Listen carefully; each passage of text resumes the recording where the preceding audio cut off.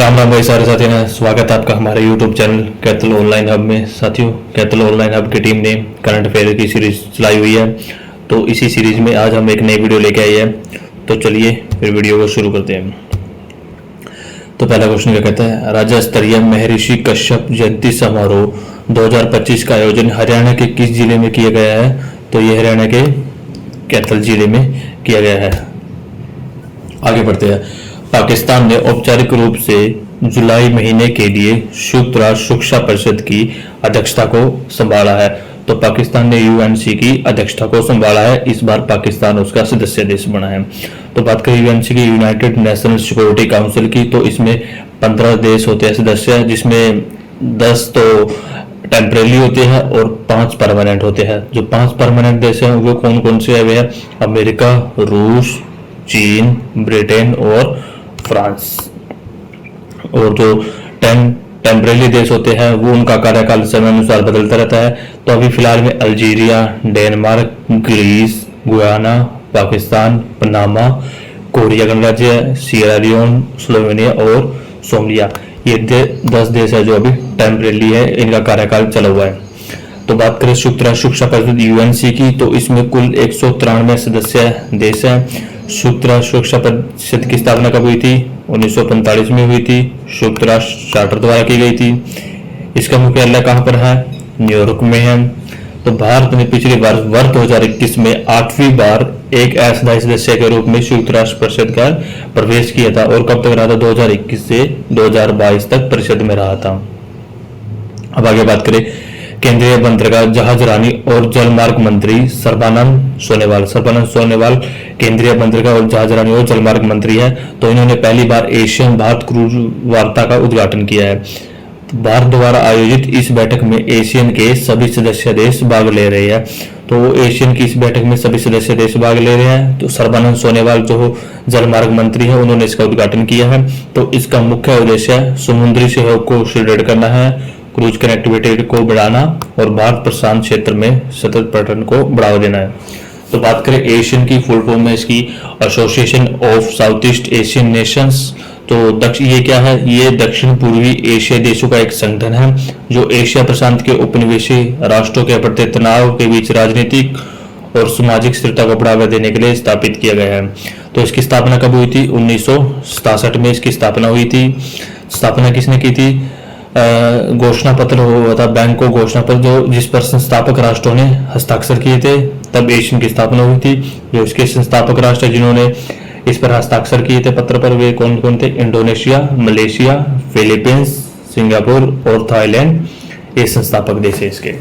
आगे बात करें, राष्ट्रीय लोक सहयोग एवं बाल विकास संस्थान NIBCCD का अब आधिकारिक रूप से नामकरण क्या कर दिया गया है? सावित्रीबाई फुले महिला एवं बाल विकास संस्थान के रूप में कर दिया गया है। तो यह नाम परिवर्तन किसने किया है? भारत की महान समाज सुधारक सावित्रीबाई फुले को समर्पित है। तो NIBCCD का नाम अब क्या कर दिया गया? सावित्रीबाई फुले राष्ट्रीय महिला एवं बाल विकास संस्थान। तो किसने किया है? ये किया है केंद्रीय महिला एवं बाल विकास मंत्री श्री अन्नपूर्णा देवी के नेतृत्व में ये नाम परिवर्तन हुआ है। तो बात करें NIBCCD की, इसकी स्थापना कब हुई थी? 1966 में हुई थी। जिसका हेडक्वार्टर कहाँ पर है? नई दिल्ली में है। अब इसका नाम क्या कर दिया है? सावित्रीबाई फुले राष्ट्रीय महिला एवं बाल विकास संस्थान कर दिया गया है। तो इसकी जो अलग ब्रांच वो कहाँ है? बेंगलोर में है, गुवाहाटी में है, लखनऊ, इंदौर और मोहाली में है, रांची अभी एक नई ब्रांच बनी है। आगे बात करें, तो बात करें प्रधानमंत्री श्री नरेंद्र मोदी की अध्यक्षता में केंद्रीय मंत्रिमंडल ने नई आज राष्ट्रीय खेल नीति NSP 2025 को मंजूरी दे दी है। तो नई खेल नीति, राष्ट्रीय खेल नीति 2025 को मंजूरी मिल चुकी है। तो इस खेल नीति को बनाने का मुख्य लक्ष्य क्या है कि जड़ से शिखर तक खेल कार्यक्रमों को मजबूत बनाना है और आने वाले ओलंपिक के लिए खिलाड़ियों को तैयार करना है।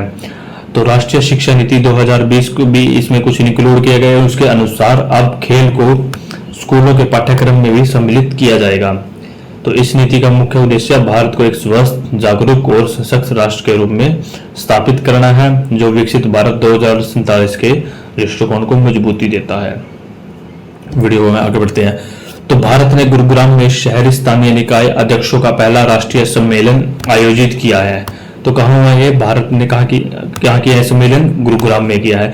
तो कार्यक्रम किसने किया है? यूएलबी अध्यक्षों का पहला राष्ट्रीय सम्मेलन था। कहां पर हुआ है?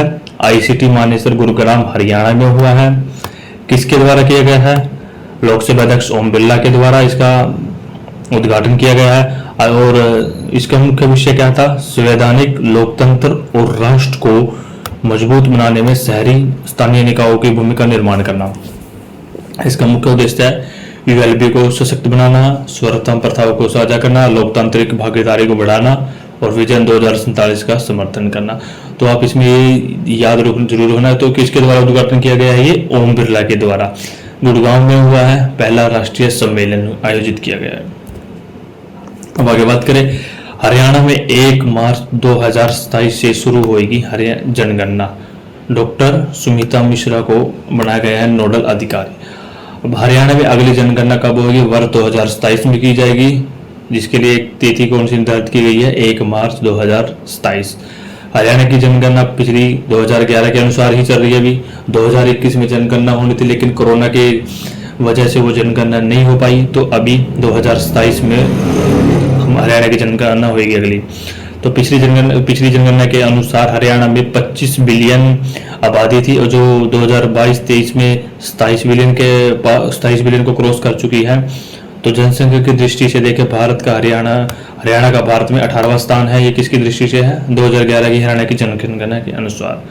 तो ये थे हरियाणा के आज के मुख्य करंट अफेयर। ऐसे वीडियो में बने रहे, आपको लगातार नई करंट अफेयर मिलते रहेंगे। धन्यवाद। सब्सक्राइब करें कैपिटल ऑनलाइन हब को।